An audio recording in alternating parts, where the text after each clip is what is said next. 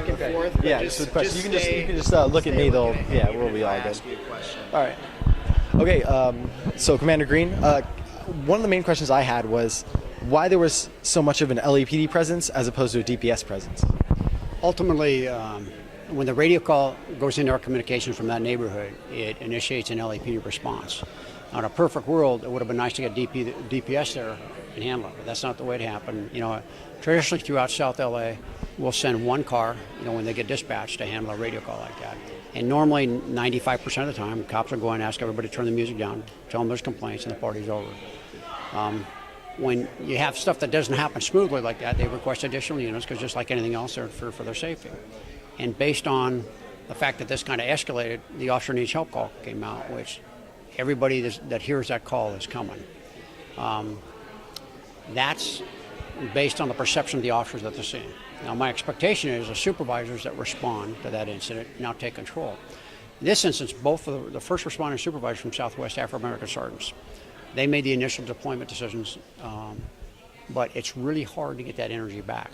And at that point, I've seen a lot of the digital in-car video, and we've got issues on both sides. The cops have got to be respectful, and the students have got to be respectful, because as soon as you get into the yelling and screaming and insults, it escalates everything. And ultimately, that's what we had happen. And then once you get that dynamic, when they give a dispersal order, folks don't want to leave, which is problematic, because then they end up getting taken into custody. We can do it better across the board. SC students can do it better, we can do it better. And my goal is to let the parties go, till reasonable hours, and when we police them in a productive way. So that, as you heard me talk earlier, the future is not handcuffs. It's not about taking people to jail, and we want to avoid that at all costs. It's about building a meaningful relationship so that in the end of the day, I want this police department to be like the LA Kings or the Lakers, the police department that everybody loves. To do that, it's about building relationships. So I think the dialogue is good. What'll be the test is Captain Snell's ability to continue to engage with Chief Thomas, with the students, to actually come up with concrete things that we can do. So. Just scoot this back a little bit. Come over here. What was your reaction tonight to just everything here, this whole event? I've been doing this a long time, and I've sat here.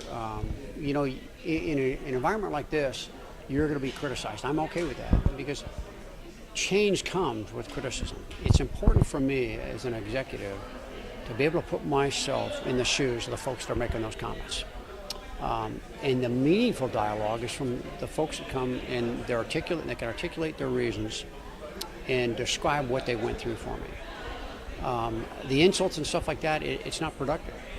So the very meaningful dialogue, which there was a lot of tonight, helps me understand the concerns of the community. And I hope that I was able to get them to understand some of the concerns of law enforcement in the community. And we walk this fine balance. My role is to keep USC students safe. USC is the economic engine that drives South LA. It's the best thing I've got going in South LA when it comes to economy and jobs, and really creating a great place for this community.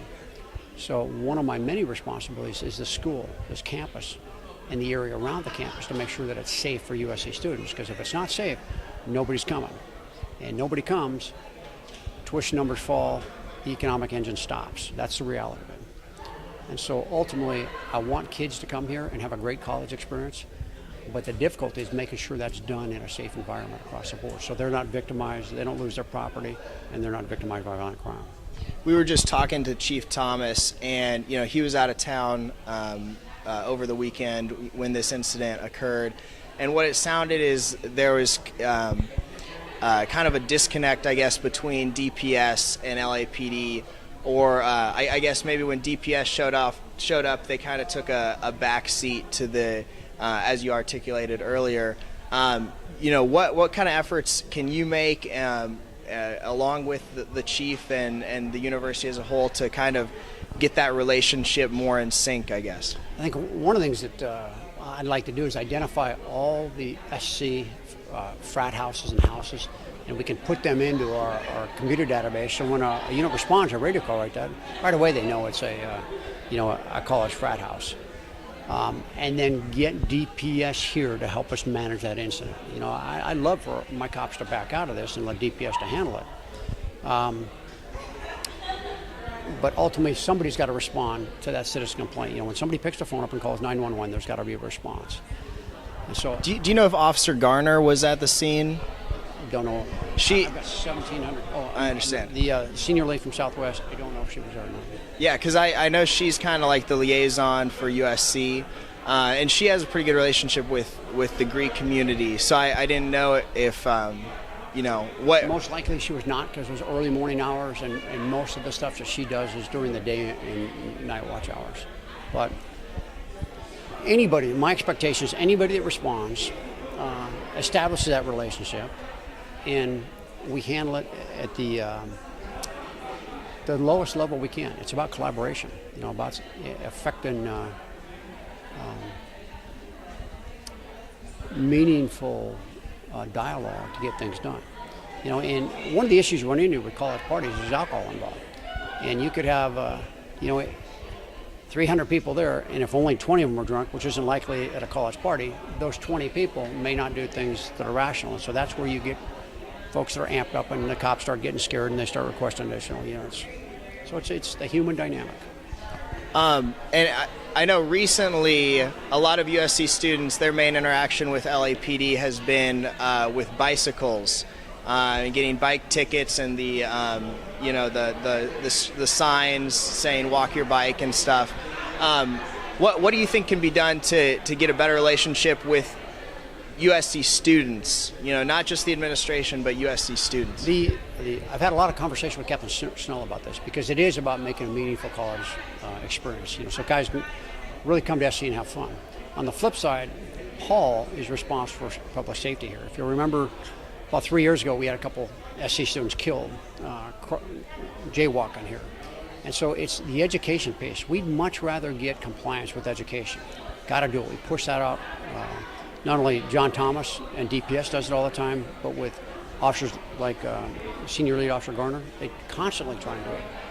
When that piece fails, you've got to go to enforcement. Nobody likes getting tickets. Nobody likes the guys that give them tickets.